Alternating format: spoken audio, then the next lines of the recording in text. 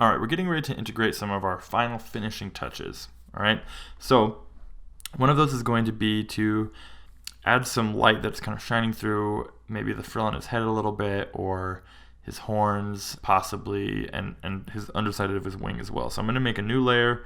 I'm going to set this layer to overlay, okay? And I have a big soft airbrush selected here, and this is what we're going to use to brush in some of this light that's going to be shining through. Now at first it's going to seem really strong, okay, and that's okay because we can sort of come through afterwards and lighten it up with either the our eraser tool, or even just lightening it up with the opacity.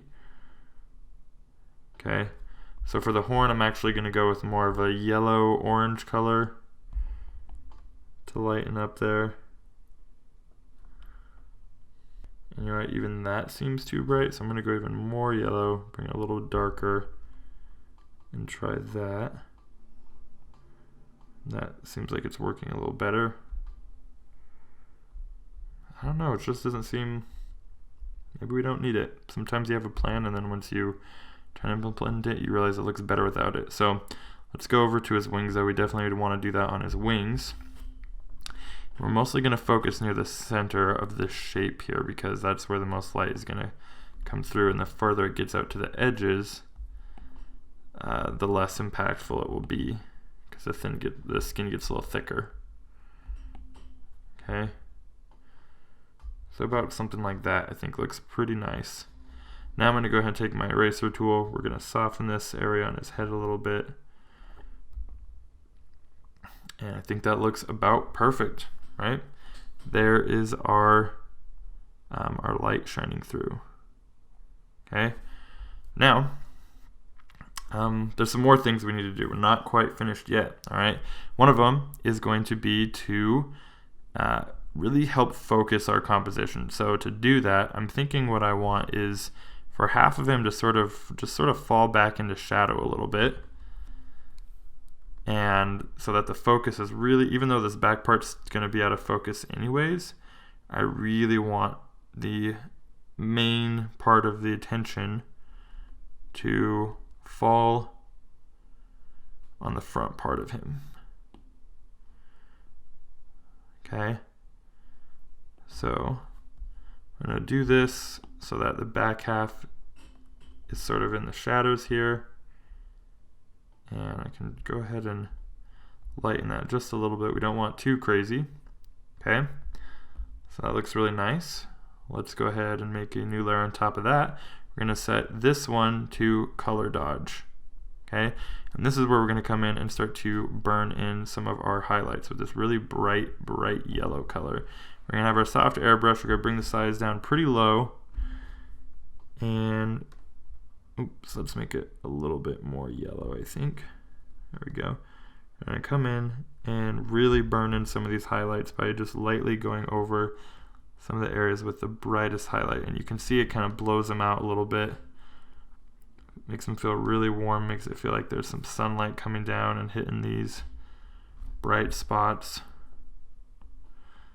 Okay, I'm not doing it everywhere, really just the kind of the brightest areas that I can find. Okay, maybe a little bit here on his arm, on his horn a little bit. Okay, and after I do that, I can mess with the opacity, bring it down, bring it up wherever it feels a little more accurate. I think right about there looks good. Okay, so we're getting close. Stay with me. It's a long process, but it's worth it. Okay, so we've done that. Next, I'm going to create a new layer. We're going to set this one to overlay, and this is going to be our layer that sort of helps tie everything together. Okay, so we're going to get this bright orangey brown sort of color, and I'm going to go ahead and select the shape of our guy because we want to make sure we're not going outside the lines. And at this point, I'm actually going to move this down and merge those together. Okay, so we have that shape selected, and with our soft airbrush, we're just going to brush in some of this. Let's make sure we're on the right layer. There we go. This really bright sunlit sort of color that's coming down and being cast on most of this image here. And we're just going to paint it in wherever there's sunlight that will be hitting this. Okay, so the log. Right now it might look a little bit silly and just over the top, but it's okay because we're going to be adjusting it. Then we're going to do the blue and do the same thing but for the shadow side to really contrast that this is, you know, being hit by sunlight, really warm sunlight. Okay, blue over there. Excellent. Then we can go ahead and lower the opacity on it because we don't want it that extreme, but we do want this to really be indicating some color variation. So when I turn that on and off, you can see it really makes a big difference. Okay. Excellent. And we're almost there.